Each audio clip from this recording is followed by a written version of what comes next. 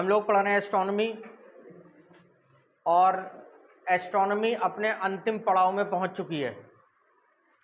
हम लोगों ने एस्ट्रोनॉमी की कहानी जो शुरू करी थी वो बिग बैंग थियरी से शुरू करी थी। बिग बैंग हम लोगों ने पढ़ लिया है। उसके बाद हम लोगों ने पढ़ा था सुपर क्लस्टर्स ऑफ गैलेक्सी। इसके बाद हमने अपनी गैलेक्सी पढ़ी जिसका नाम है मंदाकिनी। हम लोगों ने स्टार के बारे में पढ़ा, तारा किसे कहते हैं। तारे के रूप में फिर हम लोगों ने सूर्य का अध्ययन किया, लाइफ ऑफ अ स्टार, इसी में हम लोगों ने पढ़ा। सोलर सिस्टम की चर्चा हम लोग कर चुके हैं, सौर मंडल क्या होता है, कैसे बनता है, क्या फीचर्स एंड फंक्शंस हैं।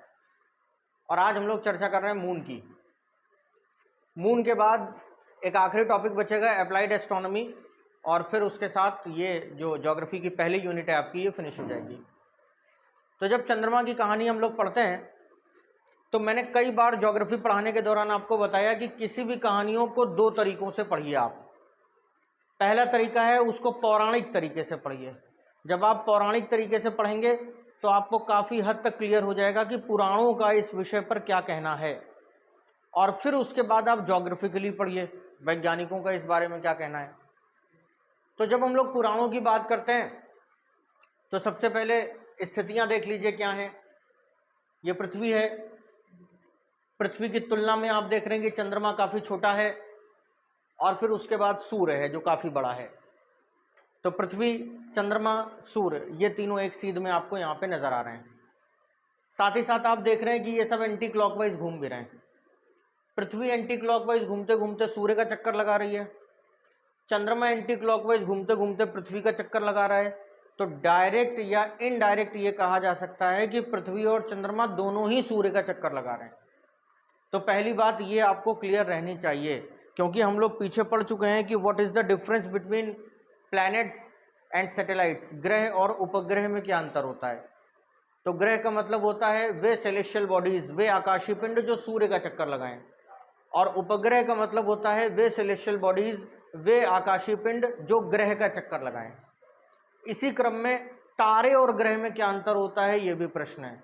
तो तारा किसे कहते हैं जिसके अपने पास स्वयं का प्रकाश है, ग्रह किसे कहते हैं जिसके अपने पास स्वयं का प्रकाश नहीं है। लेकिन इन तीनों ही कॉन्सेप्ट्स में आप देख रहे हैं कि सब एक दूसरे का चक्कर लगा रहे हैं, और एंटी क्लॉकवाइज रोटेशन का जो कॉन्सेप्ट हम लोगों ने पीछे सीखा था वो भी यहाँ पर लागू होता है कि सब एंटी क्लॉकवाइज ही घूम रहे हैं। अब बात करते हैं चंद्रदेव की। तो पौराणिक मान्यताओं के अनुसार जो देवताओं की कैबिनेट है उसमें चंद्रदेव जो हैं वो एक देव हैं, देवता की संज्ञा दी गई है। और देवताओं की कैबिनेट में देवराज इंद्र हैं, पवन देव हैं, वरुण देव हैं, अग्निदेव हैं, इसी प्रकार से चंद्रदेव हैं। तो एक बेसिक टेंडेंसी क्या है, देवता की। इसके अलावा 9 ग्रहों की जो कैबिनेट है उसमें चंद्रमा को ग्रह भी माना गया है। और ज्योतिषी गणना के अकॉर्डिंग चंद्रमा आपकी कुंडली में आपकी राशि तय करता है।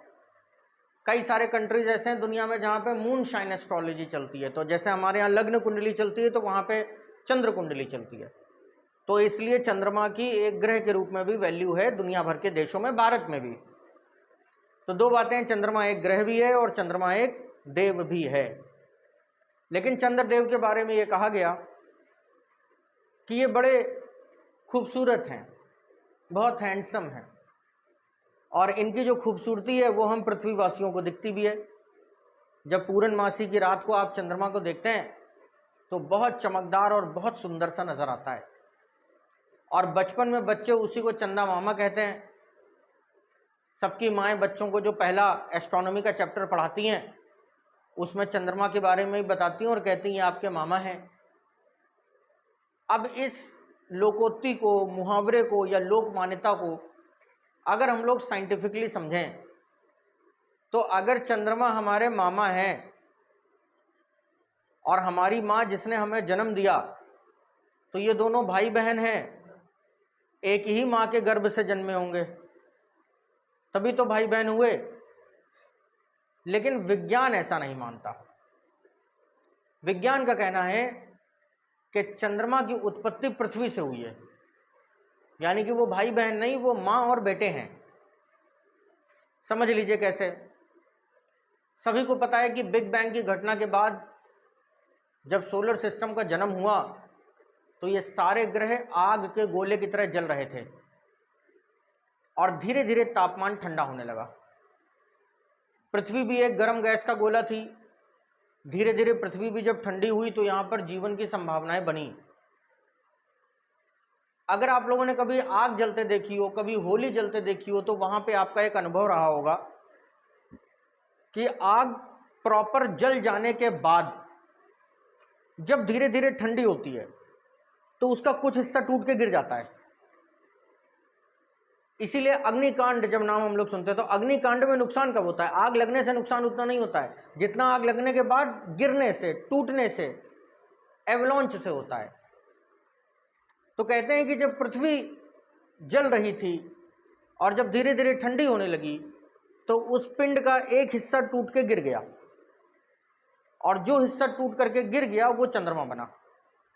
एक बात तो यहां से एक निष्कर्ष ये निकलता है कि अगर हम ग्लोब की कल्पना करें कि वो जल रहा है और उसका एक हिस्सा टूट करके गिर गया तो वो जो हिस्सा टूटा होगा वहां पे गड्ढा हो गया होगा और छोटा मोटा नहीं, बहुत बड़ा गड्ढा हो गया होगा।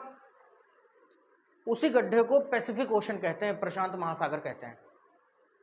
और धीरे धीरे वर्षा का जल उस गड्ढे के अंदर भरता चला गया।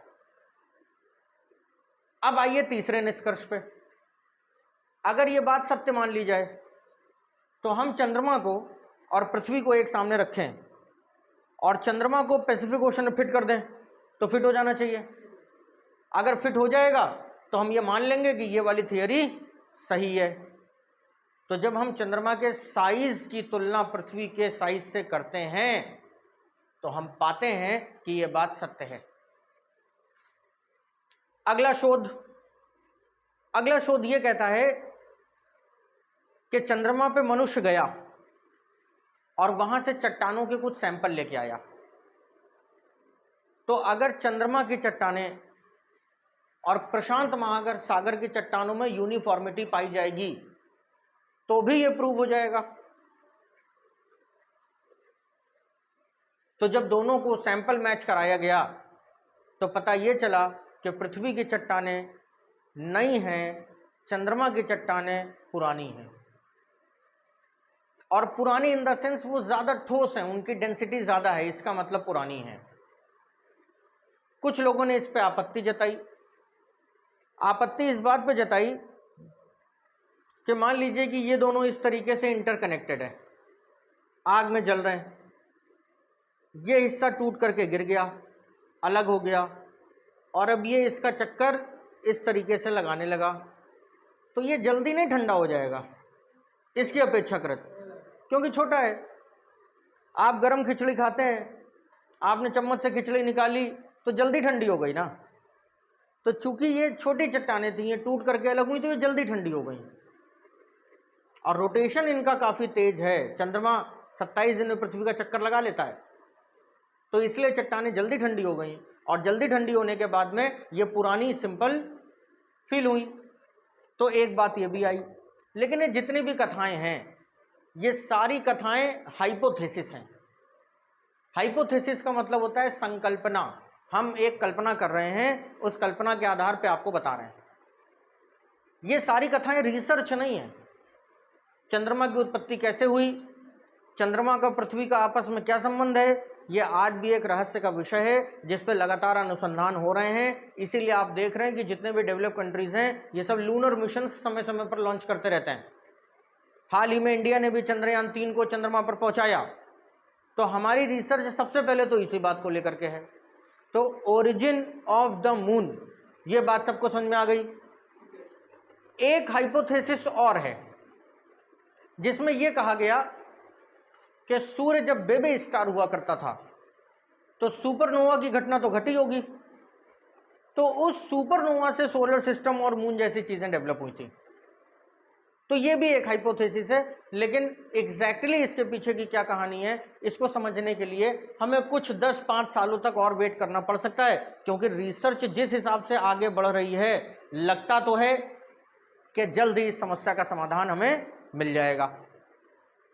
बार बार मैं आपको बताता हूं कि जब कोई चीज साइंटिफिकली प्रूव ना हो पाए तो उसको स्पिरिचुअली या माइथोलॉजिकली भी एक बार देखना चाहिए।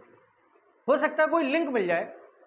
जैसे एक बार मेरे पिताजी ने मुझसे कहा था कि जिंदगी में जब कभी किसी समस्या का समाधान ना मिले और बहुत परेशान हो जाना, तो किसी बुढ़े के पास जाना। हो सकता है वो तुम्हारी समस्या का समाधान चुटकियों में कर दे, क्योंकि उसके पास अनुभव है। और बड़ी अच्छी बात थी। अब तो समस्याएं कम हो गई जिंदगी में, लेकिन फिर भी होती हैं तो बुढ़ों से जरूर संपर्क करता हूं। आधे बुढ़े तो दोस्त ही हैं, वही बता देते हैं। तो अनुभव की बात है ये। अब पौराणिक मान्यताएं क्या कहती हैं? पौराणिक मान्यताएं समुद्र मंथन की कहानी कहती हैं। सबको पता है समुद्र से 14 रत्नों की प्राप्ति की जानी थी, जिनमें से एक रत्न अमृत था, और उसी अमृत के लिए देवासुर संग्राम हुआ था।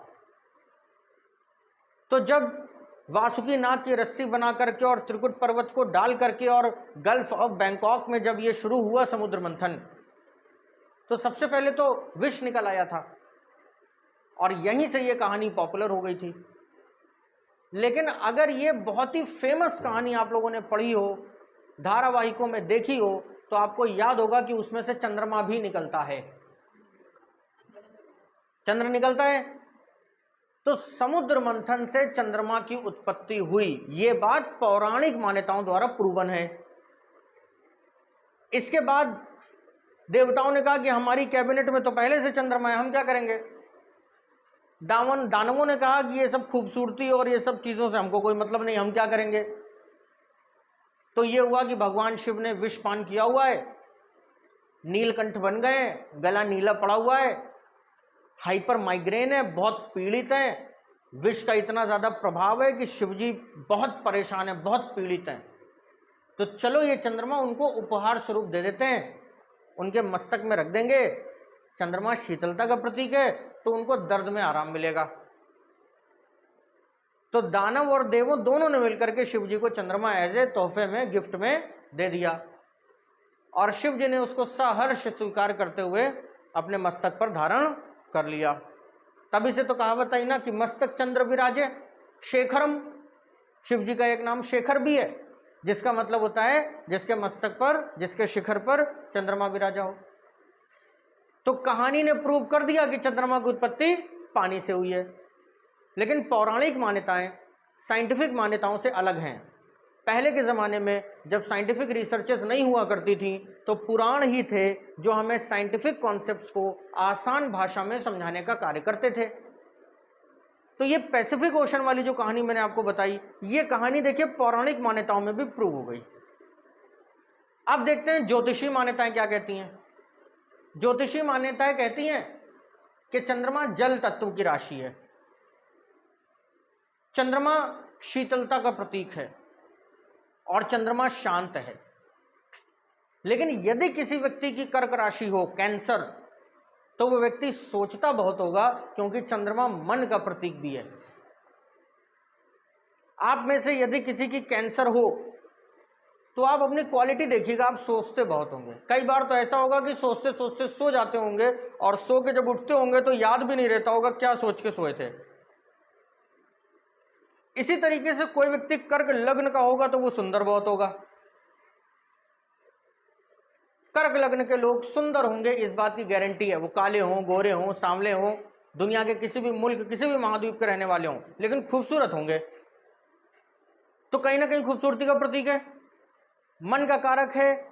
अब इस मन के कारक को आप साइंटिफिकली इस तरीके से समझ सकते हैं कि चंद्रमा में इतनी शक्ति है कि वो पृथ्वी पर ज्वार भाटे का कारक है।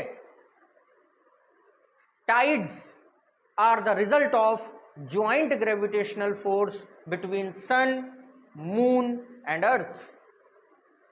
तो जो चंद्रमा अपनी आकर्षण शक्ति से पृथ्वी के जल को ऊपर उठा सकता है, उसको और कुछ साइंटिफिकली प्रूव करने की जरूरत है नहीं।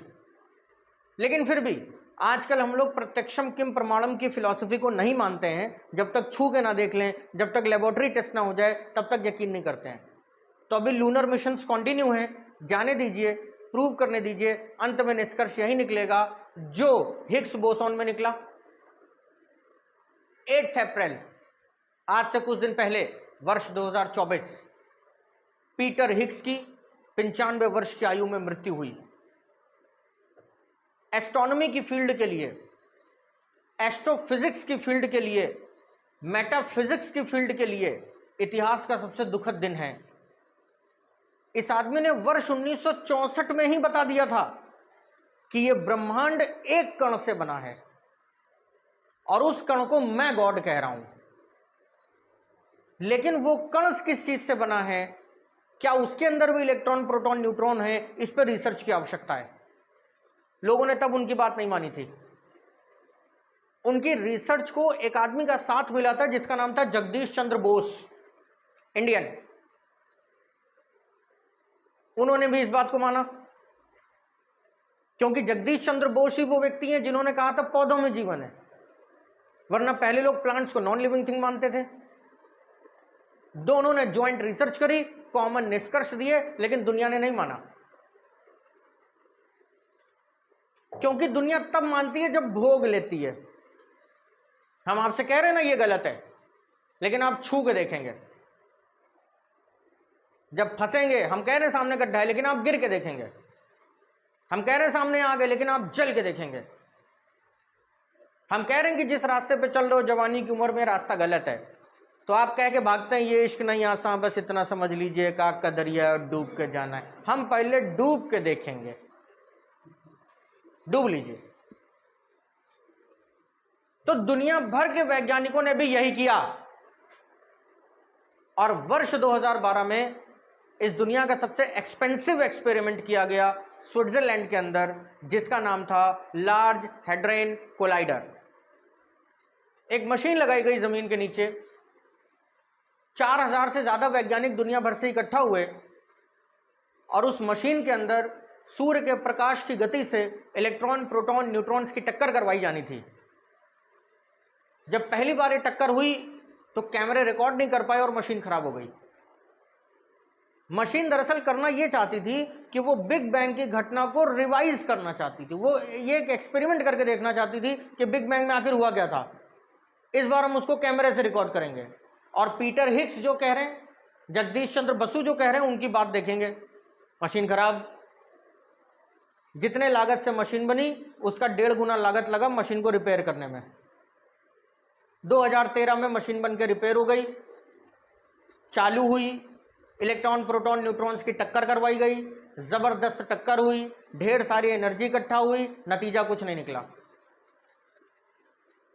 आज भी मुझे वो दिन अच्छी तरह याद है, अखबार में फ्रंट पेज पे बड़ी बड़ी हेडिंग छपी थी, हमने वो तत्व ढूंढ लिया जिससे ब्रह्मांड की रचना हुई। और नीचे लिखा था scientist consider that particle the God particle. उसको नाम दे दिया द गॉड पार्टिकल। चूंकि ये बात सबसे पहले पीटर हिग्स और जगदीश चंद्र बोस ने बताई थी, इसलिए फिर उसका नाम रखा गया हिग्स बोसॉन। जब सब ठंडे हो गए, पैसा रुपया फूंक लिए, तब 2013 में पीटर हिग्स को फिजिक्स का नोबेल दिया गया कि नहीं, आपने सही कहा था, इस संसार की रचना ब्रह्म से हुई है। और देखिए दुनिया भर के वैज्ञानिकों ने नाम दे दिया गॉड पार्टिकल, हिग्स बोसॉन। तो जरूरी नहीं है कि आप जो कह रहे हैं वो लोग मानेंगे। पहले गिर के देखेंगे, जल के देखेंगे, डूब के देखेंगे, फिर मानेंगे। तो पीटर हिग्स को याद करने का दिन है। आने वाले एग्जाम्स में इस गॉड पार्टिकल के पूछे जाने का समय आएगा। 2013 में नोबेल मिला, इनको पूछा जाएगा। कहाँ के रहने वाले थे, पूछा जाएगा। रिसर्च क्या थी, पूछा जाएगा। मैंने यूट्यूब के ऊपर कम्युनिटी सेक्शन में पूरी रिसर्च अपलोड कर दी है, पढ़ लीजिएगा। अब वापस से आइए चंद्रमा पे, तो काफी हद तक आपको क्लियर हो गया होगा चंद्रमा की कहानी। अब फिर से एक पौराणिक मान्यता है तो चंद्रमा के बारे में कुछ और रहस्य खोलती है। वो रहस्य ये खोलती है कि जैसे देवराज इंद्र के बारे में आपने सुना होगा कि वो घमंडी हैं। अपने घमंड की वजह से उनको कई बार नुकसान झेलना पड़ा। इसी तरीके से चंद्रमा के बारे में एक कहावत मशहूर है कि चंद्रमा का कैरेक्टर अच्छा नहीं है। देवता के गुरु कौन है? देवगुरु बृहस्पति। उनकी पत्नी है तारा, उनको भगा ले गए थे। राजा दक्ष कौन है? भगवान शिव के ससुर। उनकी बेटी रोहिणी सालों पड़े रहे चक्कर में, और 22 मैरिजेस का प्रावधान था। अंततोगत्वा 27 बहनों से शादी करनी पड़ी थी। अश्विनी, कृतिका, भरणी, रोहिणी, मृगशिरा, आद्रा, पुनर्वसु, 27। एक से शादी, 26 दहेज में। तो ये करते क्यों है? क्योंकि घमंड एक ही चीज का है, खूबसूरती का। तो एक बार यही करते करते भगवान शिव को क्रोध आ गया। वैसे क्रोध सबको आता था उनके ऊपर। राजा दक्ष को भी क्रोध आया था, तो चंद्रमा को क्षय होने का श्राप दे दिया था, जो कहानी आप आगे पढ़ेंगे मून साइकिल में। तो भगवान शिव को भी क्रोध आया था, तो बोले जा तेरी खूबसूरती का नाश हो जाए, जिस चीज का घमंड है चली जाए। तो पूरे शरीर पे दाग हो गए थे, पूरे शरीर पे दाग हो गए थे, और बहुत भद्दे दाग हो गए थे, बहुत गंदे आकार के दाग हो गए थे, जनन के प्रतीक बन गए थे पूरे शरीर पर। अब ऐसे आदमी को कौन देखना चाहेगा? प्रेम की तो बात छोड़िए। तो बैठ गए थे तपस्या में शिव जी को प्रसन्न करने के लिए, और गुजरात का सोमनाथ मंदिर जो है, वहां पर जो शिवलिंग है उसकी स्थापना करी थी, इसीलिए उसका नाम सोमनाथ है। सोम का मतलब चंद्रमा, नाथ का मतलब उनके नाथ यानी कि शिव।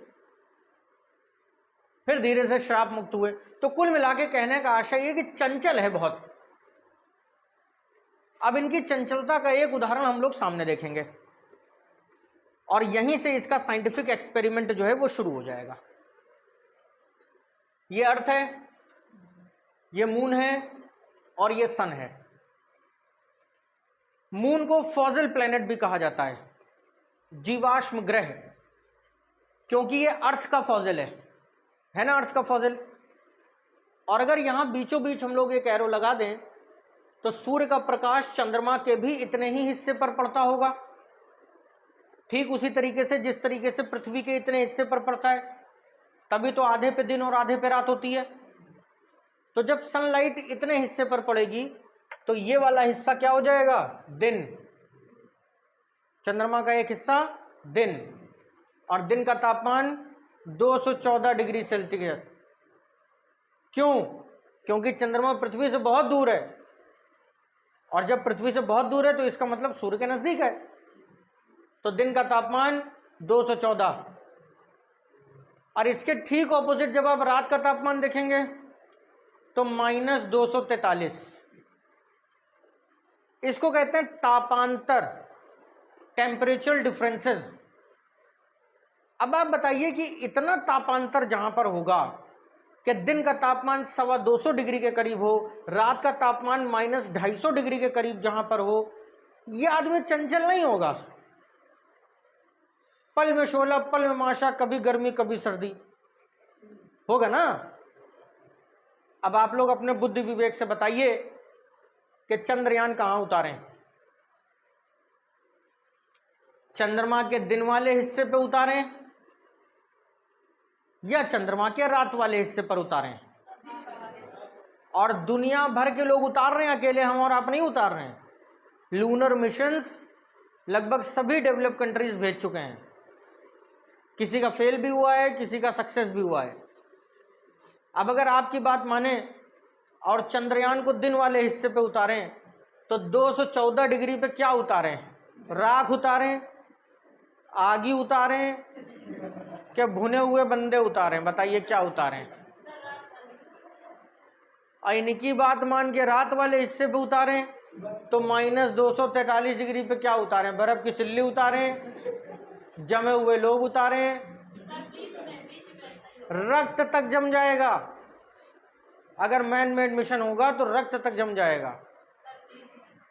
बीच में कहां उतारें? बीच में कुछ है ही नहीं जहां उतारें। तो कहने का मतलब ये है कि एक मोटी बात आपको समझ में आ गई कि टीवी में देख के ताली बजाने में बड़ी मजा आती है ना कि चंद्रयान उतर गया। सवाल ये है कि वो कहाँ उतरा और किन परिस्थितियों में उतरा। तो उसके लिए आपको पता होना चाहिए कि चंद्रमा के भी उसी तरीके से दो पोल्स हैं जैसे पृथ्वी के हैं, नॉर्थ पोल और साउथ पोल। जिस समय सूर्योदय होता है यानी कि रात खत्म हो रही होती है, दिन शुरू हो रहा होता है, उस समय चंद्रमा के नॉर्थ पोल पर टेम्परेचर -58 डिग्री होता है और -58 डिग्री टेम्परेचर पृथ्वी पर भी अनेक जगहों पर होता है और लोग रह रहे हैं, लाइफ सर्वाइव कर रहे हैं। इंडिया में भी कुछ ऐसी जगह होंगी जहां पर 58 डिग्री होगा। लेह लद्दाख में चले जाइए, सियाचिन में चले जाइए, इतना टेम्परेचर मिल जाएगा सर्दी के मौसम में। तो इसलिए चंद्रयान को या तो यहां उतारा जाता है नॉर्थ पोल पर और या तो यहां उतारा जाता है साउथ पोल पर। अब नॉर्थ पोल और साउथ पोल को अगर देख के बताइए आसान कहां उतारना है, नॉर्थ पोल पर कि साउथ पोल पर?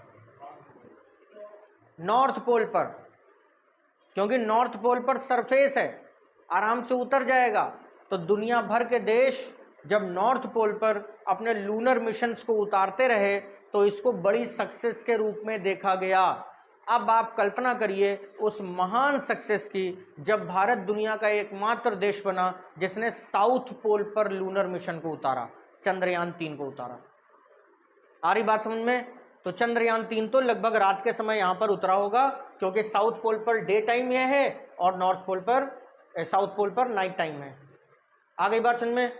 तो ये एक अर्थ, सन और मून का एक मेजरमेंट यहाँ पर रहता है जिसके आधार पर हमें मून को समझने में सहायता मिलती है। इसके अलावा कुछ और चीज़ें हैं जो आप नोट कर सकते हैं, लिख सकते हैं, जिनमें सबसे इंपॉर्टेंट चीज़ है कि जब आप चंद्रमा का अध्ययन करेंगे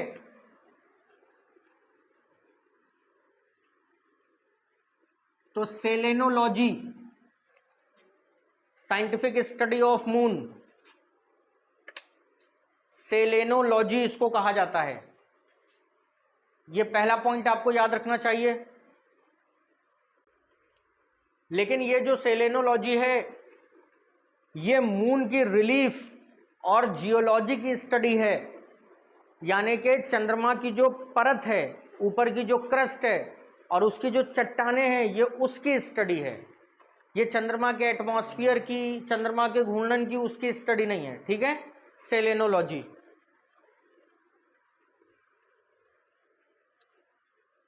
चंद्रमा को फॉसिल प्लैनेट भी कहते हैं, मैंने आपको पीछे बता दिया, लिखना चाहें तो लिख सकते हैं। फॉसिल प्लैनेट, जीवाश्म ग्रह भी इसको कहते हैं।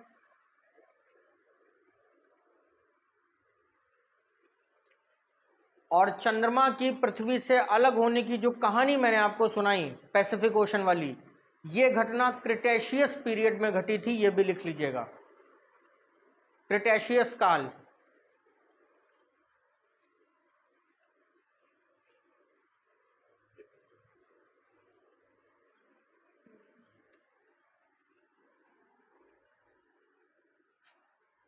चंद्रमा का द्रव्यमान पृथ्वी का 1/81.3,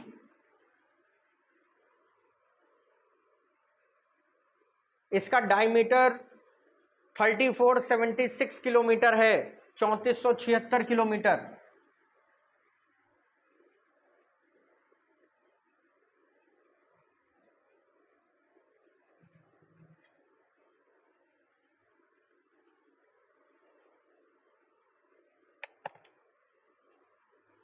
और चंद्रमा की एस्केप वेलोसिटी 1.48 माइल पर सेकेंड है, यानी कि इसका गुरुत्वाकर्षण पृथ्वी से काफी कम है, आपको पता ही है ये बात।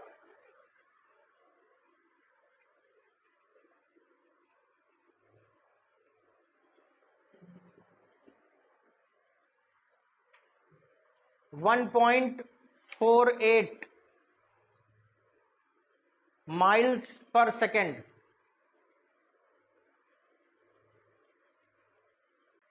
चंद्रमा पर जो दाग आपको दिखाई देते हैं, इनकी कहानी मैं पीछे आपको बता चुका हूं। ये क्रेटर्स हैं। कैसे बन गए क्रेटर्स? मेटेरोइटिक फॉल से बन गए हैं। ठीक है, तो ये दोबारा से बताने की आवश्यकता तो नहीं है।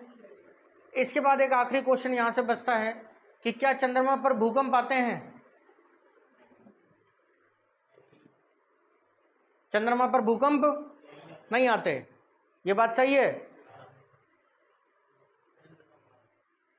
चंद्रमा पर चंद्रकंप आते हैं। मून को एक आएंगे ना, लूनर को एक आएंगे। चंद्रमा पर अर्थक्वेक कहां से आएंगे? अब इससे रिलेटेड भी दो बातें। पहली बात है कि जो अर्थक्वेक है वो इंडोजेनिक फोर्स का रिजल्ट है। जब तक अंदर से लावा नहीं आएगा तो अर्थक्वेक कहां से आएगा? और चंद्रमा के ऊपर क्रस्ट मेंटल कोर है नहीं, तो वहां पे भूकंप टेक्निकली नहीं आते हैं। लेकिन फिर भी अगर कहा जा रहा है कि नहीं वहां पर चंद्रकंप आते हैं, मून को एक या लूनर को एक आते हैं, तो उसका रीजन है मेटेरोइटिक फॉल। जब बड़े बड़े पत्थर के टुकड़े उस पर गिरते हैं तब वो हिलता है। तो नो अर्थक्वेक, मून क्वेक।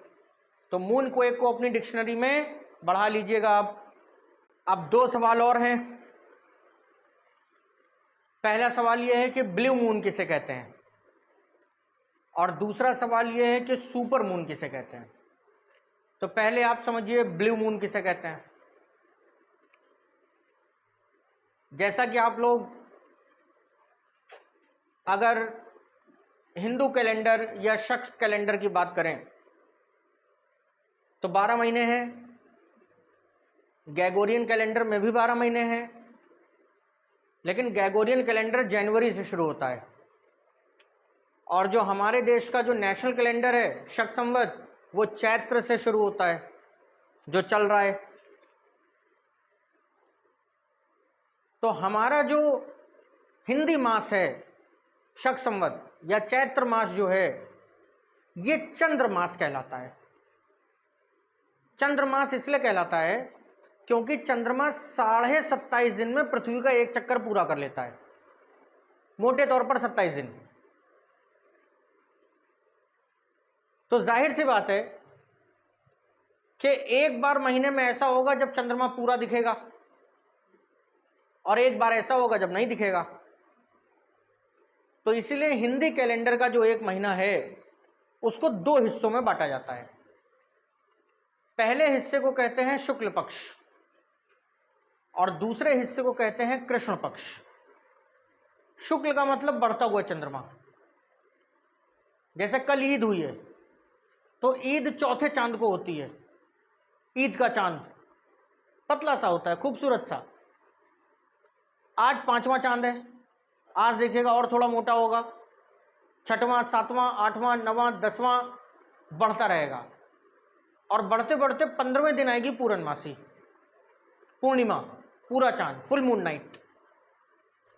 तो जब भी फुल मून नाइट आएगी तो एक हिस्सा महीने का पूरा हो गया, जिसको हम लोग शुक्ल पक्ष कहेंगे।